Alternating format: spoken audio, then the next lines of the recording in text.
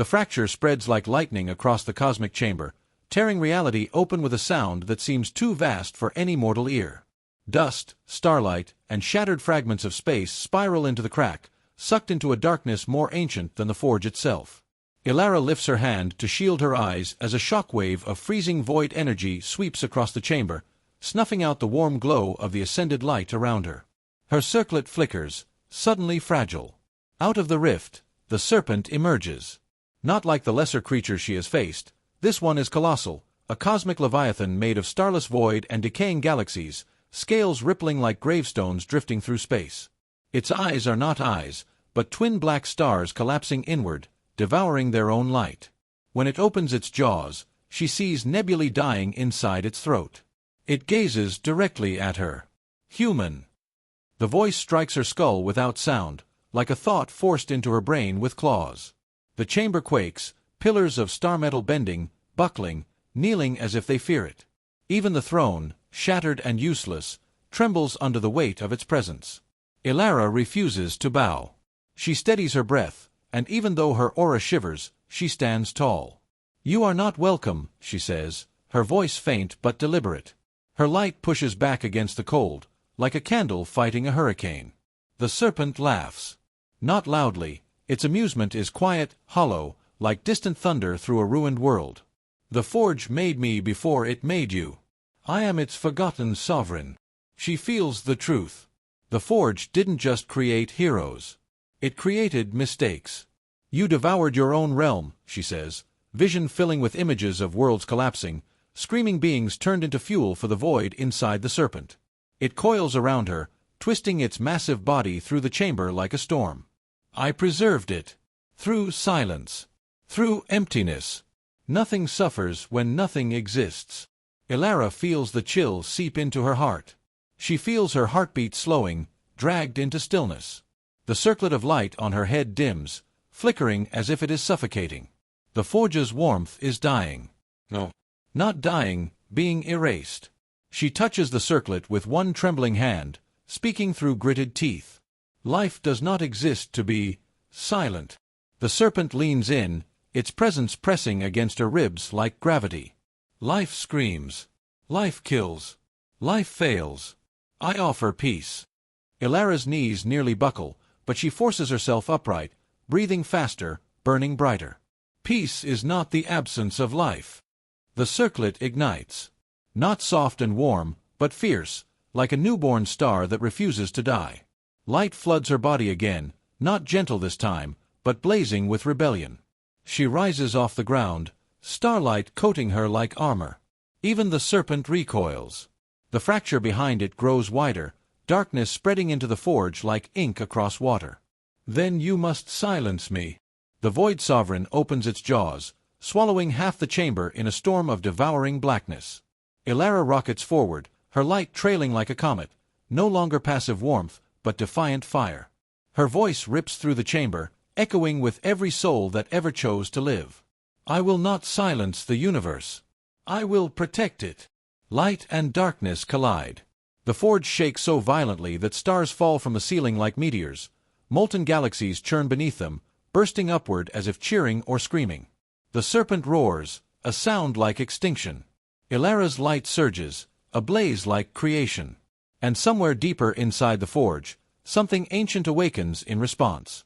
The void shakes like a wounded beast as Elara charges, her light cutting through the rising dark. The Void Sovereign coils in midair, twisting its enormous body through shattered pillars of star metal. Every movement distorts space, warping gravity, peeling the universe like dead bark. The serpent lunges. Its colossal jaws open wide enough to swallow a sun, and a tidal wave of anti-light surges forth, black flames that erase anything they touch. Elara thrusts her palms forward, bright arcs burst from her, blazing like twin miniature suns. The opposing forces collide. High-voltage light versus void. The blast shockwave obliterates half the chamber floor into molten starglass. The explosion is silent, soundless, erased by void energy. Only the vibration through her bones tells Elara she's alive. The Sovereign strikes again, its tail, thick as a comet, shreds the air. It smashes into Elara like a collapsing moon. She's hurled across the chamber and slams into a floating slab of fractured galaxy stone. Pain flares, the circlet flickers, sputtering. The serpent coils above her, shadow dripping like liquid time decay. Your light is borrowed. I am eternal. Elara spits blood, silver now, luminous from ascension. She presses her hand to the cracked circlet. It pulses weakly, as if begging her to stop, to rest, to surrender. She whispers, "Not yet." The forge answers. The broken platforms beneath her synchronize, stars embedded in them ignite, connecting with burning lines like constellations drawing themselves. Elara rises, weightless, caught inside a spinning ring of cosmic sigils. Starlight stitches her wounds closed, burning with righteous pain. Her voice trembles with fury. I don't need eternity. I need a chance. The circle spins, faster, until it becomes a halo of weaponized light. Elara thrusts her arm forward. Astral spear. A lance of condensed sunfire erupts from the halo and pierces the serpent's scales. A shockwave cracks through its void body. Black matter spills out, not blood, but collapsing fragments of dying stars. The chamber darkens, temperature dropping to death cold. The void sovereign shrieks, not in pain, but in amusement. It expands, growing larger, absorbing the dark that spills out. Every wound strengthens me. Every death, a feast. Elara's eyes widen. Healing it gave it power. Attacking it fed it. The void feeds on loss, on endings. She needs a weapon that does not destroy, but creates. The circlet pulses once more, faint, like a heartbeat. She touches it, and suddenly feels more than her own soul. She feels memories, smiles, sacrifices, grief, prayers whispered into empty rooms. The souls of the forge. They are not weapons. They are lives. She opens her arms, not to attack, but to call. Starlight resonance. A million faint lights answer, spirits of those forged before her. Lost heroes, unknown, forgotten by time, whispering. Creation is never alone. They surge into her circlet, not as power, but as unity. Her energy shifts, from burning brightness to living warmth. The serpent recoils, confused. What is this? Elara steps forward, glowing not like a star, but like a sunrise. Life. Shared. She thrusts both palms outward, and the chamber explodes with radiant growth. Nebulae bloom like flowers, the molten galaxies below erupt with new stars, color flooding the void like spring after 1,000-year winter. The sovereign screams. The light doesn't kill it, it makes it feel. Emotion. Existence. Loss. Love. It thrashes, scales cracking with unfamiliar sensation. Stop. The voice is no longer cold, just afraid. Elara doesn't stop. Her light embraces, not conquers. You don't need to devour creation. She whispers as the serpent dissolves into stardust. You can be part of it. For the first time, the void does not consume. It joins. The serpent collapses into a spiraling mass of newborn stars, a constellation shaped like a coiled dragon, peaceful, dormant. The forge stabilizes. Light returns. Elara's knees buckle. She collapses. The circlet falls from her head, shattered, its purpose complete. The chamber doors open. Not to another enemy, but to witnesses. Millions of newly born star beings, forged by the final explosion of unity, gaze at her with awe, waiting for their first sovereign. Her chest rises weakly. Her choice has a price. Silence falls over the ascendant forge. Not the hungry, echoing silence of void, but a warm stillness, like dawn holding its breath.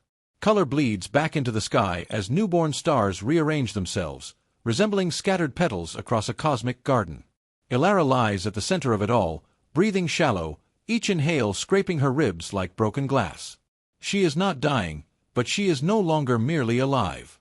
Her fingers tremble against the fractured circlet beside her. The once luminous crown now rests dull and gray, like an ancient relic stripped of meaning. A tool without purpose. She saved creation, but the forge's gift has ended. Power ebbs from her veins like sand slipping through clenched hands. She can no longer feel the energy singing in her bones. The millions of star beings surrounding her glow softly, their forms pure and undefined, like silhouettes sculpted from constellations. They wait quietly, not out of fear, but in reverence. Their luminous eyes reflect her exhaustion, her fragility, her humanity. One of them steps forward, its shape congealing into a humanoid figure, shimmering like a moonlit river. Its voice is gentle, curious. "Are you our creator, or our queen?" Elara tries to sit up, but pain roots her to the ground. Her vision wavers like wind-blown heat. She shakes her head with effort. "Neither." The star being tilts its head, confused.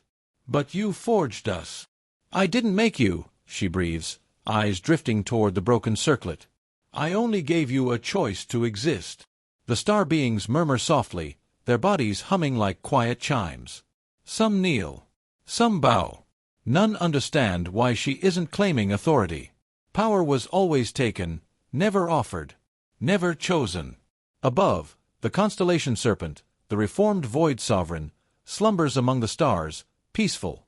Its presence pulses like a heartbeat stretching across galaxies. It no longer hungers. It watches, learning. Elara presses her palm to the ground, struggling to rise. Her legs shake beneath her, barely holding. She faces the star beings, voice faint but steady. "You don't need a ruler. You need purpose. You must choose it, yourselves." There is a tense stillness, the first true uncertainty these beings have ever felt. One timid voice cracks the quiet. "What if we choose wrong?" Elara closes her eyes. She remembers every loss, every sacrifice, every fear she carried. She carries them still. "Then you'll learn. That's what living means." The chamber resonates. Not from magic, not anymore, but from belief. The star beings nod, some uncertain, some inspired. They spread throughout the forge, forming sparks of civilization, tiny fragments of future worlds. Elara sways, nearly collapsing. Before she falls, a soft glow supports her. The constellation serpent's gaze meets hers from the sky. Not a guardian, but a companion seeking redemption. She whispers, weakly, "You're free too.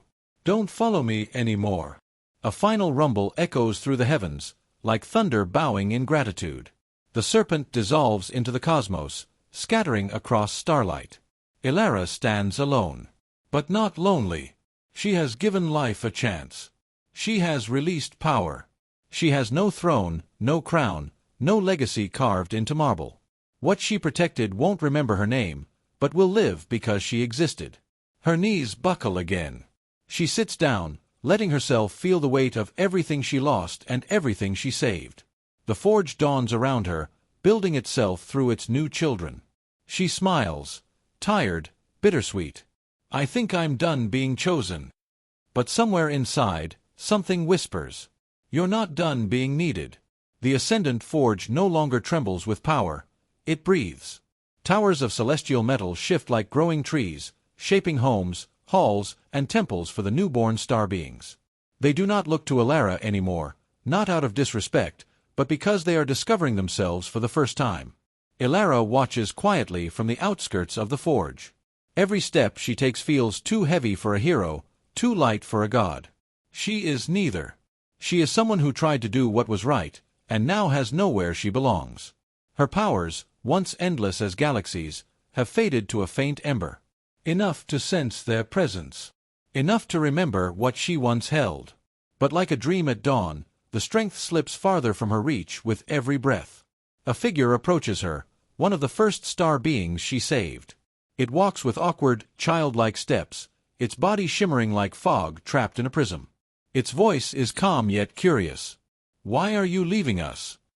Elara keeps her gaze on the horizon, where the forge's glow fades into the void. "Because this place isn't mine. But you shaped it." She smiles faintly. "That's exactly why I need to go." Power lingers where creators stay. Influence becomes control, even without intention. If she remains, they will look to her for guidance, answers, direction, and they must learn to live beyond the shadow of a mother they never asked for. The star being hesitates. "Will we see you again?" Elara shakes her head. "Not out of certainty, out of kindness. You'll be too busy becoming something real." A moment passes where neither moves. Then the being touches her hand gently, an imitation of humanity. A silent goodbye. It does not cry, they do not yet know how. But something in its glow dims with understanding. Elara turns and leaves. There are no stars to guide her path. No portals. No serpent guardian. She is alone, truly. The void stretches endless, and for the first time she fears it. The universe is quieter without power singing in her veins. Her voice echoes into the silence. If I'm not a creator, then what am I? No answer. Just dark emptiness. Yet she walks. The echo of her footsteps keeps her company.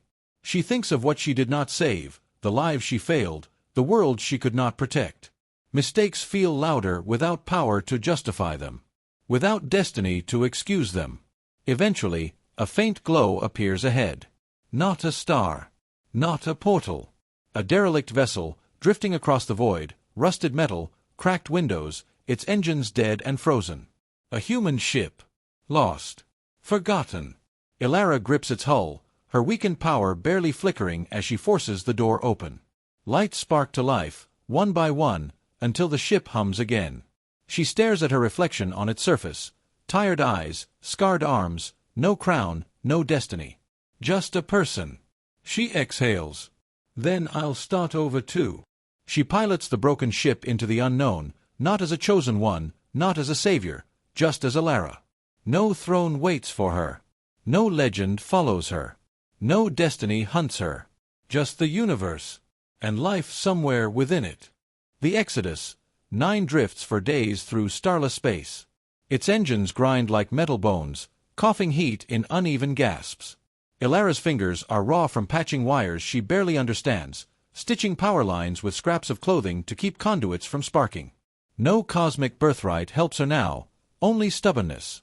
She survives on ration packs left by the crew, stale and powdery, tasting like dry cardboard soaked in salt. It's terrible. She laughs at how normal it feels. The ship's communication array remains dead, even after hours of welding, rewiring, and brute force. But Elara keeps trying. Not to be found, but because trying means she still exists. One day, while soldering a corroded circuit panel, the screen suddenly chirps to life. // signal detected // Her heart stutters. Static fills the cockpit, thick and ragged. Then a human voice, cracked with panic, barely holding itself together. Is anyone alive? This is the Haven Arcology calling any surviving vessels. We're in lockdown. Something breached the lower levels. A scream cuts through the audio. Metal tearing. Then silence. Elara stares at the screen, pulse thundering. Her first instinct is raw fear. She promised herself no more battles, no more saving worlds. She is tired. Mortal. Breakable. She leans back, closing her eyes. Not again. She just found herself. Why should she lose that to another nightmare? The static crackles again. A new voice, trembling but clear. A child's voice. Please, someone help us. Elara's breath catches. For a moment she sees them, the star beings at the forge, looking at her with new life in their eyes. Not worshipping. Just hoping. She curses quietly, rubbing her forehead. I really hate destiny. Her hands move before her heart accepts it. She reroutes the ship's remaining fuel, overrides the failsafe, and sets a course for the Haven Arcology. The Exodus. 9 shakes violently, engines howling like wounded animals. On screen, the Arcology finally appears, a massive ring-shaped habitat drifting above a cracked blue moon, half its lights dead, massive breaches spiderwebbing across its hull. Something moves inside it. Dark tendrils scraping against glass domes, like shadows with purpose. Elara inhales sharply, power flickering faintly beneath her skin. Not godlike. Just enough. A spark, not a star. She whispers to herself. If I can't escape who I was, then I'll decide who I'm going to be. The ship locks onto a docking port. The ramp lowers. Elara steps into the Arcology without powers blazing, without a legacy echoing behind her. She enters as a human walking into danger, alone, afraid, but willing. And that has always been the beginning of every hero. The air inside the Haven Arcology is stale and cold, like breathing in forgotten dust. Elara steps through the docking corridor, hand pressed to the metal wall for balance as gravity calibrates around her. Emergency lights flicker red, drowning the hallway in pulses of warning. She hears nothing at first. No footsteps. No voices. Just the hum of life support struggling to stay alive. Then, bang, bang, bang. Something slams against a sealed door at the far end. Elara flinches, instinctively reaching for powers that barely exist anymore. A tiny glow flickers in her palm, weak, almost useless. She clenches her fist to hide it. She doesn't want to depend on it. She approaches the door cautiously. The banging stops. A small voice whispers from the other side. "Are you here to help us?" Elara freezes. "Open the door." Slowly. The heavy lock disengages. The door creaks open, revealing a storage room turned makeshift shelter. Inside are 8 children. The oldest may be 12, the youngest barely able to stand. They're wrapped in blankets, surrounded by ration packs, dim lights, and broken furniture barricading the door. Faces dirty. Eyes terrified. But hopeful. A girl with tangled hair and a cracked glasses lens steps forward. "You answered our message." Elara nods. "I heard you. I came." A boy holding a wrench like a weapon blurts out. "Did you bring soldiers?" "A team." "Guns." Elara gives a slow breath. "Just me." Disappointment flashes across their faces, not because she isn't strong, but because she might not be enough.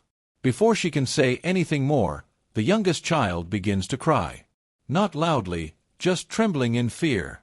The others try to comfort him, but their hands are shaking too. Elara kneels, looking the boy in the eyes. "Hey, you're safe right now. I promise I won't leave you." He sniffles, clutching her sleeve. "They said everyone is dead. Mommy too." Her heart nearly cracks open. She doesn't know the truth, but she can't lie. Instead, she says, "Then we'll find answers together." The girl with glasses finally speaks, voice quiet but steady. "Something is in the lower levels. It killed the adults. It drags them away, but it doesn't eat them. It's collecting them." A chill runs through Elara. "Collecting." The boy with the wrench adds, "It's not a creature. It talks." Elara's pulse spikes. "Talks? Like how?" The children exchange looks. Eyes widen, not in fear, but in confusion. Like they don't fully understand what they heard. The girl answers, "When it came last time, we heard it through the speakers. It said, 'We are rebuilding what was taken. Return the pieces.'" Elara's blood goes cold. That tone. That intent. Not hunger. Not instinct. Construction. Assimilation. Transformation. Not just a monster. A builder. The type of being that only appears after something powerful is destroyed. A scavenger of potential. Her thoughts snap into clarity. The sky serpent, the forge, the void, her powers. Something out here is harvesting what remains. She stands slowly, every sense alert. "We need to move. If this thing is collecting, it will come back for you." The wrench boy shakes his head. "It can't. We blocked the ventilation. It won't fit." Elara gently touches the wall panel. The metal near the ceiling is warped, melted, almost organic, like something reshaped it from the outside. She whispers, "It doesn't need to fit." Suddenly, the overhead speaker crackles. Static screeches like tearing metal. Then, "Return the pieces." The children freeze. The youngest screams and clings to her arm. Elara looks up at the ceiling, fury and fear blending in her eyes. "Come take them yourself." And somewhere below, something answers.